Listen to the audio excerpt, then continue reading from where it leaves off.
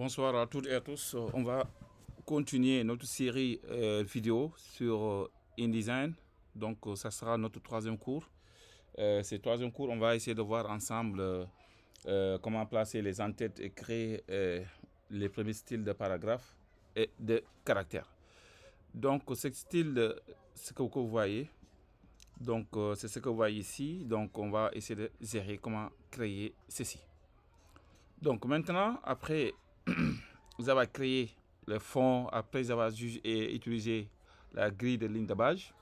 Donc je vais copier le texte d'en-tête, c'est déjà fait.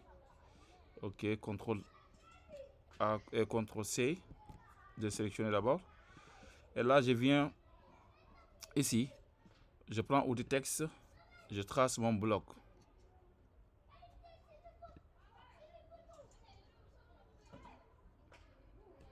Ok, CTRL V. Voilà. Je vais essayer de zoomer un petit peu. Donc je vais utiliser ce qu'on appelle une police source. Ok, source 100. Sur 100 Pro. On peut utiliser la tour sur la utiliser sur 100 Pro regular. Et voilà. Donc la taille, je mets 7 ou 8. Maintenant, vous voyez, c'est ça la taille. Donc on va essayer de d'appliquer, d'aller à objet. Ok, objet, option de bloc de test, CTRL B ou bien commande B. Ok, au niveau de l'alignement, ok, je choisis centré pour que ça soit centré un petit peu de mon bloc. Donc voilà, j'ai utilisé le CTRL B pour l'alignement du bloc. Maintenant, je vais créer ce qu'on appelle un style de paragraphe.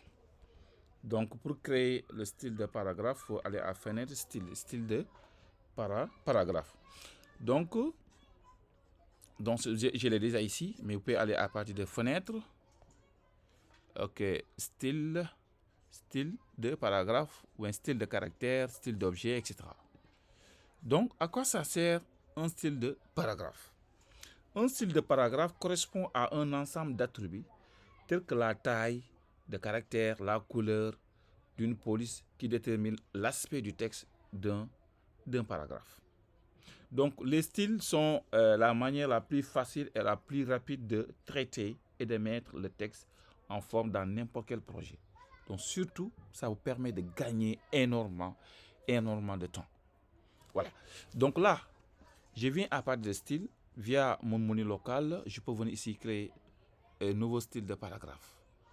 Donc, si vous regardez, il a compris, il a mis ici le résumé que je vais mettre ici. Le style, la police, la taille, les alignements, etc. Il a tout pratiquement résumé, tout ici. Et là, qu'est-ce qu'on va faire? Je vais valider. Donc, après avoir validé, donc j'ai ici, je vais par exemple ajouter ici ce qu'on appelle texte en gras. Je vais mettre ça en gras. Je mets en bold. Mais regardez automatiquement. Attention, d'abord, avant de mettre en gras, CTRL Z. Donc, je vais appliquer mon style. Ceci, mon style, voilà, c'est fait. Donc, et là, je vais mettre en gras. Donc là, ici, vous avez un petit plus. Ce qui veut dire que ce petit plus montre un remplacement que vous avez, qu'on n'avait pas prévu au niveau du style. Maintenant, pour corriger ceci, ce que je vais faire, donc cet élément, je peux lui créer ce qu'on appelle un style de caractère. Donc ici, donc là, si vous regardez, InDesign, il me signale qu'il y a peut-être un petit changement, ou il y a quelque chose qu'on a ajouté à partir du style qu'on n'avait pas déclaré. Donc ça veut dire que cet élément, on ne l'avait pas mis dès le départ. Donc c'est maintenant pour corriger cette imperfection, je viens ici à partir de là. Donc je lui crée un nouveau style de caractère que je vais appeler supply. Supply. Donc si vous regardez, il n'a pas appliqué tous ces éléments-là, juste le style. Bol que vous voyez. Donc c'est ce qu'on a créé. Maintenant, si on revient à partir de là, voilà, là, normalement, je vais venir ici, appliquer le style supply. Maintenant, en retournant, vous voyez que là, il a corrigé cette cette erreur. Autre chose, donc ça c'est l'entête. Ok, maintenant je vais parler de personnaliser la chasse de l'espace. Donc pour voir cet élément, je peux aller à partir de texte. Ok, afficher les caractères masqués. Ok, les caractères masqués. Maintenant, les caractères masqués, c'est ce que vous voyez, ça, par exemple, ça c'est notre espace. Donc par exemple, vous voyez que c'est trop proche, si je mets espace, vous voyez, il a ajouté ces deux éléments. Donc vous voyez, au niveau de l'espace. Donc ici, monitext afficher les caractères. Donc ça permet de visionner les espaces entre eux. Donc un espace voir par exemple vous permet de voir quelque chose de l'éloigné. Donc ça ici en ajoutant une espace, ça me permet d'avoir quelque chose d'éloigné par exemple comme ça. Supposons si je mets encore autre espace. Mais là du point de vue visuel me paraît bon, mais par contre, du point de vue technique, il n'est pas conseillé, c'est pas professionnel, c'est pas bon du tout. Donc ça, il faudra qu'on évite de le faire. Exemple, je pourrais même par exemple utiliser cette règle-là ici. Je ne suis pas obligé de le faire de façon. Hein. Donc ce que je vais faire, je vais par exemple supprimer cet espace-là. Par exemple, je pourrais le supprimer. Maintenant, l'espace qui est là, si on veut par exemple ajouter ici l'espace, ok, entre cet élément-là, donc je peux par exemple utiliser ce qu'on appelle une approche. L'approche ici, je peux venir à partir de caractères. Ok, caractère. Je lui dis par exemple l'approche. Ici vous avez approche en millimètres. Donc je peux dire par exemple approche, au lieu de mettre deux espaces, je peux mettre par exemple 200 par exemple millimètres ici. Donc si vous regardez par exemple là au début, après avoir ajouté l'autre espace, vous voyez ce repère là automatiquement, la ligne noire verticale automatiquement il se déplace au niveau de ceci.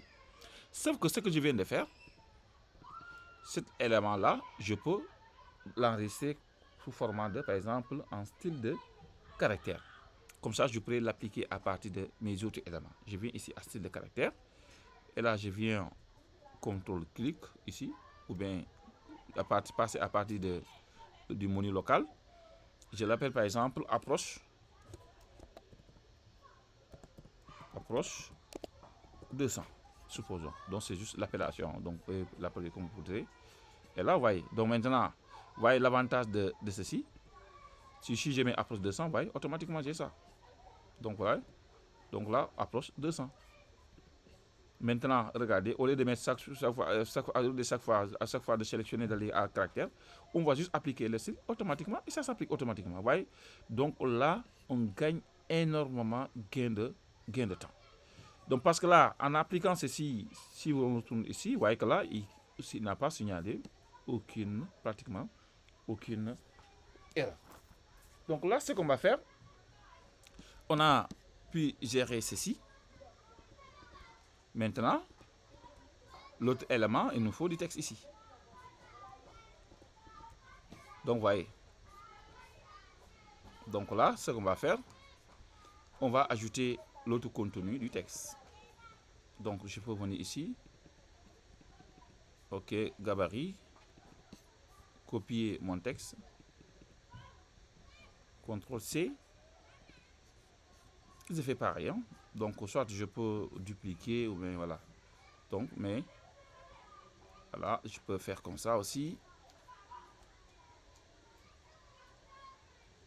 Voilà. Et valider. CTRL-Z, CTRL-Z. Je vais aller à édition, coller sans mise en forme. Voilà, comme ça, format brut. Regardez, au lieu d'appliquer, regardez l'avantage des styles de les styles de paragraphe du moins. Donc, au lieu de venir mettre la police, la taille, je mets automatiquement juste, j'applique. Maintenant, là, je fais CTRL B. CTRL B, alignement, je le dis, centrer ceci. Donc, vous voyez, centrer ceci. Automatiquement, ça s'applique. Maintenant, moi, je voulais par exemple que ça soit ainsi. Regardez. Oui, catalogue, assemblage. Voilà. Donc, je voulais que ça soit quelque chose comme ça. Donc, je vais aller à gabarit. pour vous montrer. Ça soit, ouais, c'est normal parce que sur le calque, on a désactivé ceci, c'est normal, tout à fait normal. Là, c'est pas grave. Donc là, au niveau de là, je voulais que ça soit do.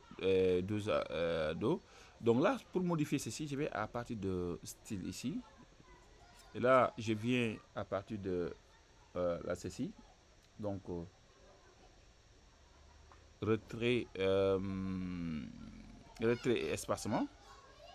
Retrait et espacement, regardez, dans le sens de paragraphe, alignement à gauche. Si je mets par exemple aligné à droite, automatiquement, vous voyez, donc il se met à droite sur chaque page. Maintenant, nous, on va mettre alignement, aligné au dos. Automatiquement, vous voyez, le dos, c'est ça, c'est cette ligne verticale que vous voyez. Donc, c'est cette ligne verticale que vous voyez. Donc, aligné à l'opposé du dos. Donc là, il nous donne quelque chose comme ça. Donc, c'est ce que, si vous regardez notre catalogue, c'est ce que nous avons appliqué, aligné à l'opposé du dos. Donc voilà, l'opposé, le dos, c'est ça, à l'opposé du dos. Et ici, il se met là à gauche, là, il le met à droite. Donc voilà, en ce qui concerne, par exemple, la création d'en-tête. Après, on verra comment créer, par exemple, numérotage, comment faire la pagination. Donc, merci de votre attention et à très bientôt.